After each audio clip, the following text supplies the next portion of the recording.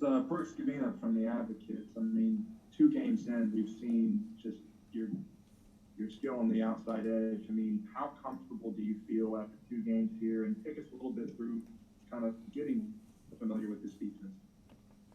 I mean, so far just being in this defense, I've learned that there's a lot of ways to really, be active and really help this defense. For me, in my position, um, going from working with Coach Luxcher and Coach O and just the defensive line coaches, I've learned to really be able to use my length and my speed and just rush it from the outside. And how Coach Bo really utilizes us as a defensive line, it really allows us to be able to rush out the edge and really make plays with the defense that he has put in place. Hey, Ali, Jared Joseph, Fox 44. Tell me, how do you develop those instincts to know whenever to swat at the ball? Because you've already had a few handfuls of them, it seems like, at this point. And also, I mean, how was it during your first game at Tiger Stadium? We do a lot of drills in practice to really know how to time and jump. For me, I know working with Coach Lancashire, we do a lot of drills where we have to, we work with trying to cut, so he simulates ball, us getting cut, and also timing when the quarterback really comes forward with the ball and timing it perfectly and just going up there and batting the ball down. Hey Ali, it's Glen West with LSU SI. I was just kind of curious. You guys get Glen Logan back this weekend. It's another big piece for you guys. I mean, just what kind of an impact do you think he can have on not only this game but just moving forward? And has there been anything that you've learned from him at all? With him being kind of a senior on this roster. I mean, it's a big deal us getting him back this week because he's a key piece to this D line. He's one of the vocal guys and he's one of our leaders. So it's great to have him back because he's going to give us a lot of energy and he's going to bring a lot of motivation to the guys because we all look up to him and then we all look up to him as a leader and he basically pushes us all to be better players. So he's one of our leaders for the defensive line. So it's good to have him back this week going forward. Hey, Ali, Jared Rose of TigerDetails.com. Coming into this program, what did your goals and expectations for yourself look like, and how has that compared to the way it's gone so far to get the start right off the bat in game one and have the success you've had already? Coming in here, when I got here, I didn't expect to be a starter, but coming in here, I had the mindset to just work. And I know it wasn't going to be given to me, so I had to work to earn the position. But I had goals of becoming my best self and becoming a better player and becoming one of the top defensive linemen in the country. Which I'm still working towards. So I say just day by day, I'm gonna just keep working and just take the coaching and just learn everything from these coaches and be better as a player, as a teammate. Hey, Amos Morale with WWL Radio in New Orleans. You kind of touched on this, but did it surprise you all that you were able to get off to such a fast start? I know you mentioned working for it and the drills, but did it surprise you that all that transferred so quickly? It didn't surprise me because I know what I bring to the table, and I know what I bring to the defensive line, and that kind of all was put into perspective. The time that I spent here since the spring. Coming in, no, I didn't expect it because there was a lot of guys ahead of me, and I knew I had to, look up. I had to look up to a lot of guys and see, how things work. In order for me to, earn the position that I'm in right now. But over time, it kind of clicked on me. It kind of clicked on me as a possibility that this is possible for me to become a starter. So I kept it in the back of my head and just kept on working and just learning from the coaches and just taking everything they had to tell me and just putting it all out there on the field. Hey, Ali, this is Josh Sidley with Louisiana Ground Football. I was wondering, what has been your biggest transition from game 1 to game 2, and how has your confidence grown in the locker room? I'd say just being comfortable with knowing the game tempos and game speed, and just realizing how to plan each play and each down with the play calls, and just being able to execute the plays and just everything that's out there. So, but I say every game, I can only get better and better. I'm not so much focused on personal stats or anything like that. I'm just really just out there having fun, and just if a game happens for me to make as many plays as possible, that's what I'm gonna go out there and do. But I mean, I'm not really focused on just going out there and just doing focusing on my personal stats. So I'm just out there just having fun. But basically just going out there and realizing what I can do for my team and for this defense. Hey, it's Brooks again from the Advocate. I mean, it seems like in your first 2 games, you got to see all kinds of offenses, air raid, and then kind of bounce post out.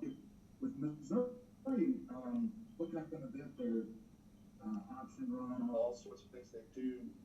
What, as you on the edge, what are you looking for against Missouri? What kind of things that you're being asked to do, and how do you face such a unique offense like this Saturday?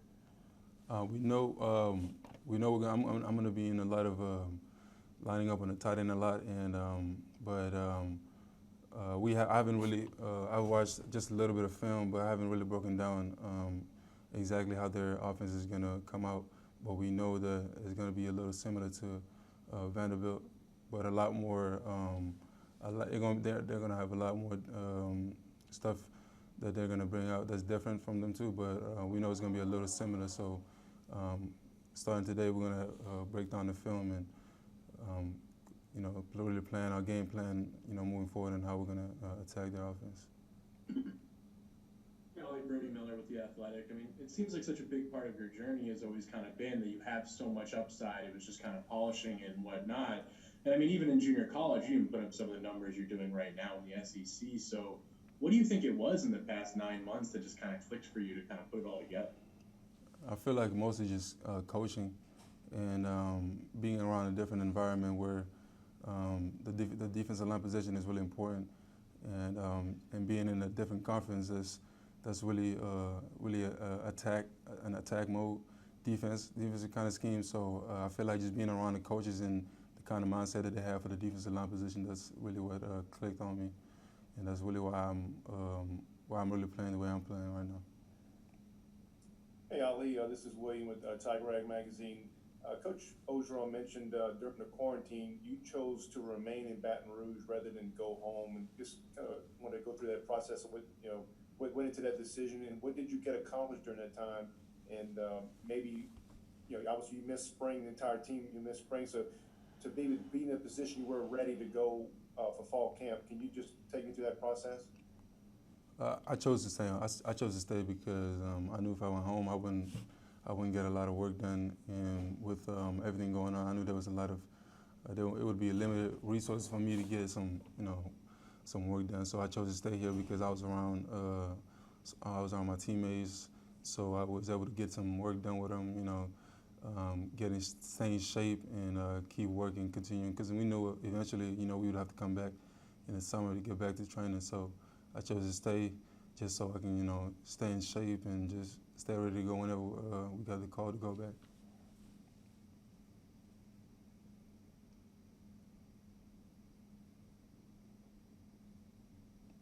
Hey, Ali, Paul Warren from CST. I was just wondering if you could kind of take us into the defensive unit's meeting room after Mississippi State. What kind of maybe frustration was there? And then after the Vanderbilt game, kind of getting things back on track? After that game, I mean, a lot of us weren't really happy, but you know, losing happens. It's not what we expected or wanted, but it happens, and then we just say, you know, moving on. We wouldn't really keep it over our minds much, so we said, you know, moving on to the next, we would have to prepare better and have a different mindset, you know, to win. Because I mean, as you look around from last year, they haven't. The last time they won, it's been a while, so you know, it wasn't something that they were used to seeing in a while. So, but we had to, you know, move on and just say, you know, next game up, you know, we got to get ready for it and we got to prepare better going into the game. Yeah, Ali, Ron Higgins, Tiger Rag magazine in Baton Rouge. I know you were number 11 because of your former teammate in junior college. I believe Bryce Bigton, is that correct, Bryce? Yes, sir. He's from Baton Rouge. He was from Baton Rouge, Scotlandville High School. Yeah. Did you, have you talked to his parents or when you got here, or is it ironic that you ended up in Baton Rouge where he's from? Yeah, it was a little ironic. Me and him, we actually, you know, went back and forth on that because, you know, it was just, it was unexpected because I didn't know he was from here until he actually left to go to Washington State. That's when I found out, you know, he was from Baton Rouge. But when I got here, I actually tried to reach out to his parents, and which I'm actually trying to get in contact with right now. So, but I know it would mean a lot for his mom, who is from here, to, you know that, you know, somebody's representing him in a way that, you know, wearing his number or playing for one of his favorite schools growing up. So. Thanks.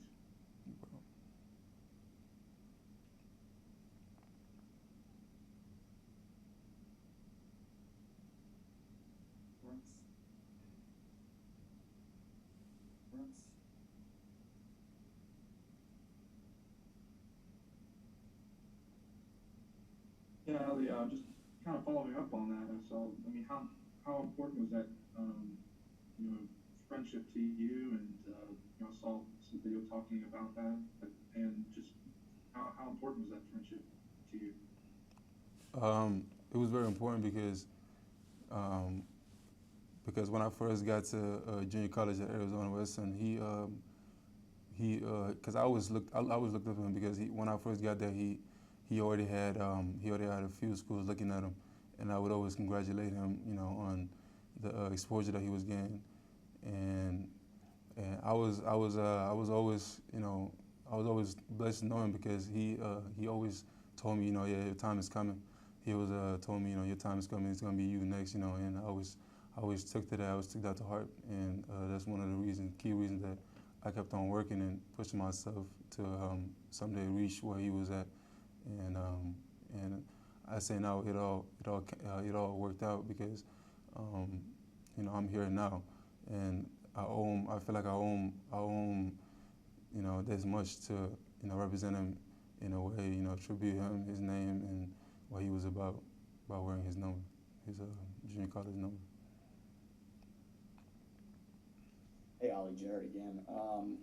With your journey here and you talking about the extra meeting with Bryce and everything, to have that success that you've had, to hear Coach O talk about you being among the best players on the defense right off the bat, what has that meant to you thus far? And coming out of some of these games or watching film or whatever, what have been some areas that you look at and you say, you know, I'm playing well, but that's an area that I'd like to clean up or improve upon now moving forward into the rest of this SEC schedule?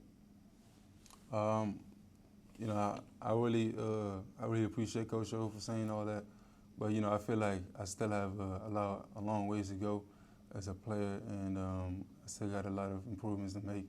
And one of those things I say is just executing better each game. Basically, just the run, because I know I'm a little rusty on my run game. My passing game still needs work to do, but you know, all I can do is just keep working and keep improving every game because you know, there's a lot of work to get done. So. Thank you, Ali. Appreciate you. Appreciate you. Thank you.